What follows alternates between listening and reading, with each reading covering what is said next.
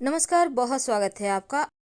धनतेरस से लेकर भैया दूज तक वैसे तो 5 दिनों का महापर्व है, लेकिन तांत्रिक क्रियाओं के लिए टोने टोट के लिए धनतेरस से लेकर दीपावली तक का जो दिन है बहुत खास माना जाता है। तो आज हम लाल गुंजा, जिसको हम रक्त गुंजा कहते हैं, रत्ती कहते हैं, आज उसी का प्रयोग बताएंगे कैसे आप तमाम प्रयोग करें, और एक महाप्रयोग जो आप धनतेरस से लेकर दीपावली तक या दीपावली की पूजा में जरूर करेंगे। अगर हम तंत्र शास्त्र की माने तो गुंजा के टोटके बहुत असर दिलाते हैं और लक्ष्मी प्राप्ति के लिए सबसे ज़्यादा कारगर भी है। गुंजा एक ऐसा बीज है जो बहुत ही दुर्लभता से मिल पाता है, क्योंकि अगर संयोग से आपको मिल जाता है तो आप उसका उपयोग नहीं जानते हैं। तो आज हम आपको इसके उपयोग बताएंगे। वैसे तो आपको किसी भी गांव में कहीं किनारे, नदी किनारे, कहीं साइड में झाड़ जंगल में ये पेड़ मिल जाएंगे, लेकिन थोड़े दुर्लभ है। वैसे मार्केट में खरीद के मिलते हैं अभी गुंजा। अब देखिए इसका उपयोग आपके जीवन के हर परेशानियों से आपको बाहर निकालेगा। तो गुंजा जो कि एक फली का बीज है, और इसको धुंची, रत्ती, पहले के ज़माने में सोना तौलने के काम में आता था, इसलिए इसका नाम रत्ती भी है। इसका जो बेल होता है ना, वो मटर की तरह होता है, लेकिन मजबूत और कड़क तने वाली एक झाड़नुमा पेड़ है। वैसे आप सुनार के दुकान में भी आप पहले देखते होंगे, लेकिन इसका वेट जो होता है करीब 120 मिलीग्राम होता है। तो चलिए आज हम इसके तंत्र क्रियाओं के बारे में बताएंगे। देखिए गुंजा का कलर वैसे तो 3-4 कलर में आता है, लेकिन गुंजा बीज तांत्रिकों के लिए तंत्र शास्त्र में बहुत महत्वपूर्ण है। उतना ही ज़्यादा इसका उपयोग आयुर्वेद में भी होता है, और आयुर्वेद में सफ़ेद गुंजा का अधिक प्रयोग होता है। औषधि के साथ इसके मूल का जो मुलैठी के समान ही स्वाद और गुण वाली होती है, इसके लोग बस ये समझ लें कि रक्त गुंजा यानी कि जो लाल गुंजा है वो विषैला होता है। खाने से उल्टी, दस्त, पेट में मरोड़, कभी कभी मृत्यु तक हो जाती है। तो वैसे तो आदिवासी क्षेत्रों में पशु पक्षी को मारने के लिए जंगल विष निर्माण में इसका प्रयोग पहले होता था जंगलों में, लेकिन आइए आज हम जानते हैं गुंजा के कुछ खास प्रयोग। तो गुंजा फली के बीज जो है वो 3 तरह के होते हैं, लाल, सफ़ेद और काली, लेकिन कहीं कहीं हरी भी देखी जाती है। तो काले रंग का जो गुंजा है वो, क्योंकि देखिए लाल और काला, आपने देखा होगा लाल गुंजा के मुंह पे हल्का सा काला रंग होता है, तो इसका प्रयोग ज़्यादा होता है तंत्र क्रियाओं में। और अगर लाल गुंजा की माला सिद्ध करके गले में पहन ले तो जो व्यक्ति पहनता है उसका हर कोई गुलाम हो जाता है। जो सफ़ेद गुंजा है उसके भी एक सिर पर थोड़ा सा काला कलर होता है, और इसका तंत्र क्रियाओं में भी उपयोग होता है और आयुर्वेद उपचार में भी होता है। हालांकि ये थोड़ा दुर्लभ है, पर जो काली गुंजा है वो बहुत दुर्लभ होता है, लगभग नहीं के बराबर मिलता है। ये तंत्र क्रियाओं में सबसे ज़्यादा प्रयोग महत्वपूर्ण इसका माना जाता है। तो इसके अलावे भी जैसे पीली गुंजा भी होती है, लेकिन लाल और सफ़ेद वाली गुंजा थोड़ी ज़्यादा मिलती है, लाल वाला थोड़ा ज़्यादा मिलता है। तो चलिए जानते हैं गुंजा का प्रयोग। सबसे पहले संतान प्राप्ति के लिए गुंजा का प्रयोग आप क्या करें। अगर आपको संतान की चाहत है तो आप शुभ मुहूर्त में, किसी भी शुभ मुहूर्त में सफ़ेद गुंजा के पेड़ की जड़ ले आइए। थोड़ा सा आप गुरु पुष्य, रवि पुष्य नक्षत्र या कोई भी शुभ मुहूर्त में आप ले आए, और नहीं तो ब्रह्म मुहूर्त में ले आए, अभिजीत मुहूर्त में ले आए।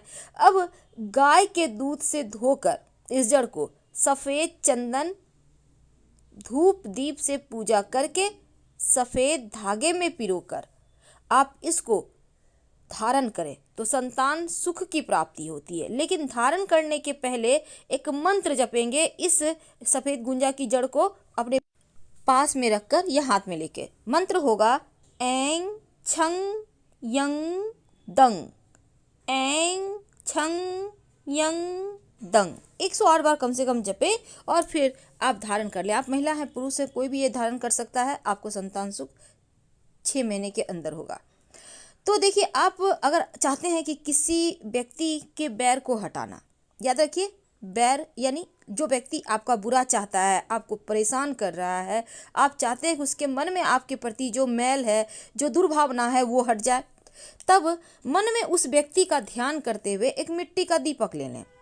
अब 5 दाने गुंजा ले लें, लाल ही गुंजा ले लें, शहद में डुबोकर इस गुंजा को रख दें। उस व्यक्ति का नाम लेकर एक एक करके शहद में डुबो दें और ढक्कन बंद करके कहीं छिपा कर रख दें। शत्रु शांत हो जाएगा। ये प्रयोग करने के लिए सबसे अच्छा वक्त होता है वैसे ग्रहण के समय, होली, दिवाली और पूर्णिमा, अमावस्या, यानी जो बड़ी रात होती है ना, आप उस रात को करें। दीपावली तो साल में एक बार आएगी, लेकिन पूर्णिमा अमावस्या तो हर महीने आती है। तो आप ग्रहण के समय भी कर सकते हैं इस प्रयोग को। और अगर आप आधे रात में ये प्रयोग करें तो पूर्णिमा अमावस्या सर्वश्रेष्ठ रहेगा, ज़्यादा अच्छा है। बस 5 दाने आपको शहद में उस व्यक्ति का ध्यान करते हुए, नाम लेते हुए डाल के बंद करके रख देना है। अब जो गुंजा का दाना है ना, अगर आप अभिमंत्रित करके किसी भी व्यक्ति के पहने हुए कपड़े या रुमाल में बांध दें तो वो हमेशा के लिए आपका हो जाएगा। अब व्यक्ति कोई है, आपका पति है, पत्नी है, आपके घर में लोग हैं जो आपको प्रेम नहीं करते, उनके कपड़े में इस गुंजा को, जो पहना हुआ खोला हुआ कपड़ा है, बांध कर आप कहीं छिपा कर रख दें। जब तक कपड़ा खोल के दाने बाहर नहीं निकालेंगे तब तक वो व्यक्ति आपके गुलाम रहेगा, आपके बस में रहेगा। ट्राई तो कर सकते हैं, घर की खुशियाँ आपको मिल जाएगी। अब देखिए, हर कोई चाहता है कि जीवन में खूब सम्मान मिले, तो ऐसे में आप क्या करेंगे, गुंजा की जड़, किसी भी कलर की गुंजा की जड़ आप ले आइए थोड़ा सा, और चंदन की तरह उसको घिसिए, और इसके बाद यह लेप माथे पर लगाइए चंदन की तरह। आप जहाँ भी जाएंगे लोग वहाँ आपके गुलाम हो जाएंगे, यानी आपके बसीभूत हो जाएंगे। लोग आपका कहना मानेंगे, आपको सुनना चाहेंगे। वैसे तो अगर आप व्यवसायी हैं तो एक छोटा सा काम कीजिए, आपका व्यवसाय खूब चलेगा। आप एक लाल रंग का कोड़े कपड़े ले लें, यानी इसमें प्रिंट वगैरह ना हो, बस लाल कपड़ा हो। अब इस कपड़े के ऊपर एक तांबे का सिक्का, पुराने ज़माने का सिक्का होगा, नहीं तो मार्केट में मिल जाता है, और 6 गुंजा के बीज इस लाल कपड़े में बांधें। और किसी भी, जो व्यापारी भाई हैं वही करेंगे, किसी भी ऐसे स्थान पर जाइए जहां लोग आपको देखे नहीं, टोके नहीं, सुनसान स्थान पर। अब जाकर अपने ऊपर से उल्टे हाथ में लेकर 11 बार उल्टा उतार लें, और कम से कम 11 इंच, यानी कि एक बित्ते से ज़्यादा, एक लगभग 1 फुट का गड्ढा करें। अब इस गड्ढे में इसको डालकर दबा दें और बिना पीछे घर आ जाए। आपका व्यापार खूब अच्छा चलेगा। आप करके देखिए, 100% लाभ होगा।